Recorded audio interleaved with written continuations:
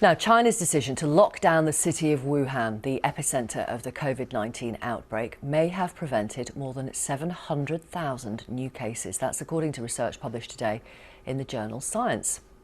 Restrictions in China are being eased, although international visitors are currently banned from entering the country. Our correspondent in Beijing, Stephen McDonald, explained the significance of these estimated figures. The only thing that we can kind of see is the trend, and some analysts would say, don't look so much at the numbers in China, but look at the government decisions. Well, I'm standing above the second ring road in Beijing.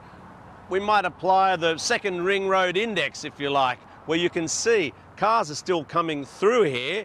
It looks like they're flowing, well, reasonably well.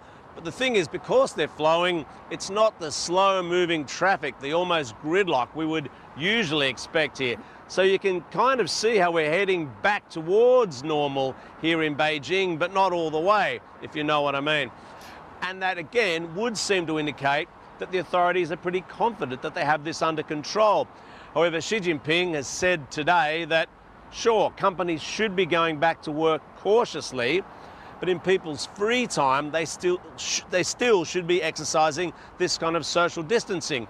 So according to China's president, don't go to the movies, watch a film at home in the lounge with your family. He said to restaurants, they should be capping the number of diners at any particular time to try and, again, minimize the social interaction here, because they're worried that as people come in from overseas, we're getting these infections in the form of overseas arrivals. That could be a new spike in cases here. I mean, today there was a case of a Chinese student who's come in from the UK, returned to Wuhan, would you believe, where this all started, and he's tested positive.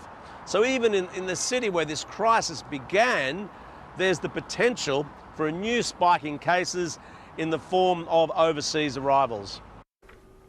Stephen McDonald reporting.